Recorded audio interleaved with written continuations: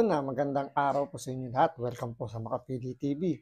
Ngayon po, dito pa rin po sa issue po nung pagpirma po ni Pangulong Bongbong Marcos dun sa GAA, kahit na yung BICAM report, maraming nakitang blanco si Pangulong Duterte.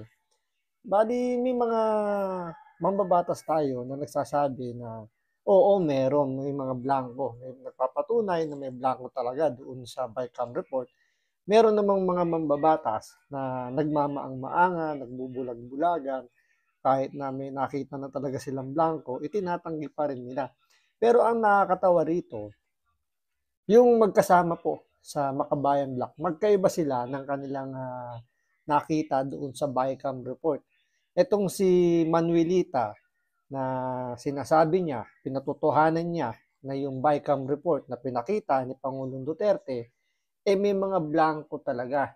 Pero itong kasamahan niya, itong kabeshi niya na si Brosas, itinatanggi na merong blanco doon sa BICAM report. So parang hindi nag-uusap tong dalawang to, o kaya talagang meron tong pinaplano na namang mga kababalaghan itong mga kaliwa, kaliwete, mga sympathizer po ng NPA. Talagang ang layunin lang talaga nito is manggulo lang talaga sa gobyerno natin dahil pinatutunayan na nga ni Manuelita na meron pero siya wala. So, kumbaga nagkakaroon na ngayon ng parang takipan, parang ganun yung nangyayari. O talagang hindi lang nag-usap itong dalawa o talagang yun nga, baka nga may pinaplano itong dalawang to. Pero ito lang ang pinakasigurado diyan. Sino ba talaga yung merong kredibilidad na magsabi ng katotohanan? Yung mga talagang may hawak ng kopya. Kasi mamaya meron po tayong i-discuss din na si Congressman Ungab, nagpakita siya ng ebidensya na yung hawak nilang dokumento is galing talaga sa House of Representatives. In-email sa kanila, andun yung PDF file. So, kumpleto po talaga yung kanilang hawak na dokumento na magpapatunay talaga.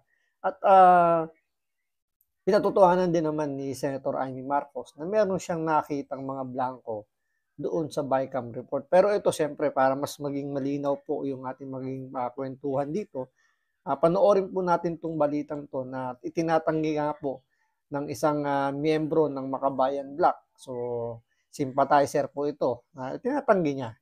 So, taliwas po dun sa sinasabi ni Manuelita na meron siyang nakita. So, ito, panoorin muna natin itong balitan to. Pero syempre, bago ang lahat, kung hindi ka pa nakasubscribe sa Makapili TV, baka pwede naman pakipindot po muna yung subscribe button. At the same time, palike na rin po ng video. Wala naman pong bayad yan. At isa pa po, meron na rin po tayong channel sa TikTok. Baka kung madalas po kayong mas babad sa TikTok, pwedeng pakipollow naman po ang ating TikTok account na Makapili TV. At the same time, pa-heart na rin po ng video. Wala rin naman bayad. Kaya pindot na. So ito, panoorin po natin itong pagtanggi o yung pagkontra nito ni Brosas kay Manuelita tungkol doon sa blank item doon sa BICAM report. Hindi naniniwala si Gabriela Party List Representative Arlene Brosas sa paratang ni dating Pangulong Duterte na blank item sa 2025 budget. Si Senadora Amy Marcos naman, itanong na lang daw sa ibang senador ang kababalaghan sa pondo. Nasa frontline ng balitang yan si Mean Los Baños. Hindi pumirma sa BICAM Committee Report ng 2025 National Budget si Senadora Amy Marcos. Kaya sa issue ng umano'y 13 blank items sa budget na pinalutang ni dating Pangulong Rodrigo Duterte, ito ang sagot niya. Tanong na lang ninyo sa ibang senador kung anong kapabalaghan kung meron niya. Ang akin... Ito lang nakakainis dito kay Senator Amy Marcos. Hindi mo siya maintindihan kung tinutulig sa ba niya or bumaba sa administrasyon o nag-iiwas pusoy siya. Dahil siyempre, dala niya yung pangalang Marcos at alam naman natin, ito ay tatakbong bilang senador ulit.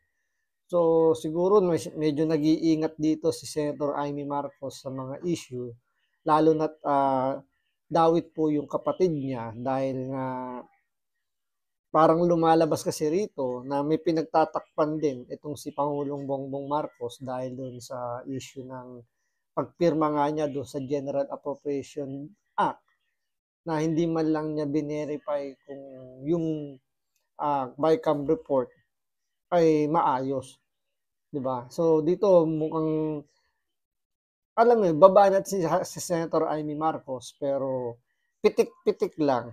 Dahil siguro nga dahil kapatid niya kailangan niya rin protektahan yung presidente dahil nga kapatid niya. At the same time, kailangan din niyang bigyan ng interest yung pagtakbo niya bilang senador. Dahil alam niya, makakaladkad din yung pangalan niya dahil nga pare silang Marcos. So, kahit na parang ganito gumawa ng maganda o hindi si Bongbong Marcos, mabibitbit at mabibitbit, may hila't may hila yung pangalan ni Senator Amy Marcos. Kaya siguro ganito yung mga statement niya na alam niyo yun talagang ingat na ingat siya ngayong magbitaw ng mga revelasyon. Kasi nung mga una medyo mabibigat pa yung mga pitik niya pero ngayon parang ipinapasa niya na yung responsibilidad sa mga kapwa niya senador. Kumbaga hindi na siya magsasalita tungkol doon sa blankong portion doon sa BICAM report. Iaatas na lang niya doon sa mga kasamahan niyang senador na pumirma doon sa BICAM report. Ken, ang privilege speech na ako, tapos sinabi ko na yung nakita ko na mga problema at matapos nun, hindi na ako pumirma. Si Gabriela Party List Representative Arlene Brosas naman, hindi naniniwala na may mga blankong halaga sa budget. Gaya ng reaksyon. Ito, hindi siya naniniwala. Pero base naman sa balita, lahat po ng kongresista binigyan po ng kopya ng BICAM report. So, depende siguro, baka hindi niya pa binabasa o ayaw niya talagang basahin para hindi niya makita yung mga portion na sinasabing blanco. Kasi si Manuelita nagbigay na siya ng kopya sa media na at sinasabi nga niya na meron talagang mga blanco. So, etong si Brosas, parang nag-aantay pa siya ng sasabihin ni Speaker Romualdez bago siya magbigay ng komento tungkol dun sa BICAM report. So parang lalabas kasi rito, pag sinang-ayunan niya kasi na talagang merong blanco dun sa BICAM. So dalawang makabayan black na yung magsasabing meron talagang nangyayaring mekos-mekos doon sa budget po ng ating bansa. So parang lalabas dito, kumakampi na sila sa mga Duterte. Which is yun talagang medyo malabong mangyari dahil talagang mga number one detractor po ng mga Duterte. Kaya kinokontra rito ni Brosas. Ihintay na lang natin kung ano yung sasabihin dito ni Franz Castro, yung convicted sa kasong child abuse. So, siya yung magiging tiebreaker dito. Yung nga lang, panagsalita rito si Franz Castro, dalawa yung tatamaan. Si Manuelita at itong si Brosas. Dahil kung sasabihin ni Franz Castro na oo, merong blanco. So parang kinampihan niya rito si Manuelita. So tatablahin niya rito si Brosas. Ngayon, kung sasabihin naman ni Franz Castro na wala siyang nakitang mga blanco, so tablado naman si Manuelita at baka magdamdam yung ating nila. So yung beshi nila baka hindi nila kayanin kapag nagtaray dyan sa Kongreso. So medyo maglalaylo malalamang dito si Franz Castro. Pero yun na nga, alam naman natin na ang purpose lang talaga ng mga makabayan black is mostly manggulo lang talaga sa sistema. Tulad niyan, kahit na sinasang-ayunan na ng ibang mga mambabatas talagang merong blanco. At ito naman pinatutuhanan din ng mga ibang nasa circle po talaga ng politika na talagang may blanco dun sa BICAM report. At hinayaan lang na parang binigyan lang nila ng authorization. Parang ganun ang nangyayari. Parang binigyan nila ng freely si Pangulong Bongbong Marcos o yung kanyang economic team na sila nang bahala maglagay ng mga amount doon sa mga blankong iniwan po ng mga mambabatas natin sa BICAM report. So parang tama nga yung sinasabi ni Pangulong Duterte, parang nag-issue ng blankong cheque na bahala na yung bibigyan mo ng cheque kung magkano yung amount na ilalagay niya doon. So parang kang nag-iwan ng tindahang bukas tapos yung pera mo iniwan mo lang sa kaha na nakabukas. So bahala na yung mga bibili doon kung magkano yung kukunin at magkano kung ano yung mga kukunin nila. So ganoon lang kasimple yung nangyari doon sa BICAM report na talagang alam niyo yun na yung garapalan talaga. Sabi nga ni Katon Ying, garapalan talaga yung ginagawang korupsyon sa panahon ngayon ni BBM. Gaya ng reaksyon ni Pangulong Bongbong Marcos, sinabi ni Brosas na hindi aabot sa ratifikasyon at pirmahan bilang batas ang pambansang pondo kung may blankong items. I don't think so. Dapat pinag-uusapan yon. Dapat walang blanco, di ba? Kasi yun naman yung controversial yan ngayon. But anyway. Ang tanong nga, bakit merong blankong portion nga? Pinatotohanan na nga ng kabeshi mo si Manuelita. Di ba? Parang ngayon, hindi ka pa rin naniniwala o talagang pag si Duterte kasi talaga yung nagsalita, lahat sa inyo hindi makatotohanan. 'Di ba? Dapat maging maging balance kayo, 'di ba? Maging transparent din kayo na hindi porket si Duterte yung nagbigay ng statement na gano'n, sa inyo is tablado na kaagad. Pero pag kay Duterte ginawa yung ganyang bagay, kahit siguro maliit na portion lang, talagang hahalo-kain nyo talaga yung butas para lang makakuha kayo ng pwedeng ibanat. Ito napakalinaw na talaga, dokumento mismo, nagsasabi nga mayroong mga blank portion doon. Pero hanggang ngayon, dahil nga si Duterte yung nagsalita, hindi ka naniniwala. So hanggang kailan kayo magbubulag-bulagan dahil sa kayo ba binibigyan ng importansya ngayon? Hindi kagaya ng mga nakalipas na administrasyon na parang hindi kayo pinapansin. Since ngayon, nabigyan kayo ng konting atensyon, parang ito na ba yung bayad ninyo doon sa binigay na atensyon sa inyo ng gobyerno o yung administrasyon ni Bongbong Marcos? Anyway, we will look into it. Pag-aralan din namin sa Makabayan kung ano yung mga ito na binabanggit. Nauna nang tinawag na fake news ng Malacanang ang paratang ni Duterte.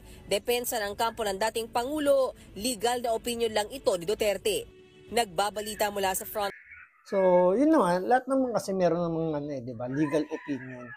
Ang problema lang kasi dito kay Pangulong Bongbong Marcos, masyado siyang naniniwala, masyado siyang kampante sa mga nakapaligid sa kanya. Hindi lang siguro kay Martin Romualdez, si speaker, pero sa lahat ng mga nakapaligid sa kanya, masyado siyang nagtitiwala. To the point na hindi niya na nakikita na pinagsasamantalahan na siya. Pinagsasamantalahan na yung kanyang kahinaan, yung kanyang kawalang alam kung paano magpalakad ng gobyerno. Kaya nga yung sinasabi ni VP Sara na hindi marunong magpalakad ng gobyerno ito si BBM, ito na yung patunay na hindi marunong talaga magpalakad si BBM ng bansa. Kasi hindi siya marunong mag-double check, especially pag mga ganyan kailangan ng pirma niya. So dapat yan inuupuan talaga ng todo. Kahit na sinabi niya rito na binusisi daw nila ng kanyang economic team yung national budget natin. Bakit hindi nila nakita itong ginawang pambabalahura ng mga mambabatas natin dito sa national budget? So, antayin natin, magkakaroon po ng pagsasampa ng reklamo o pagtutol doon sa national budget ng balita natin. Ito ay iaakit na po sa Supreme Court para questionin yung ginawang pagpirma nga ni Pangulong Bongbong Marcos para gawing batas yung ating national budget na 6.3 trillion pesos. So, abangan po natin yan. So, maraming salamat sa panonood. Ingat po kayo lagi. God bless.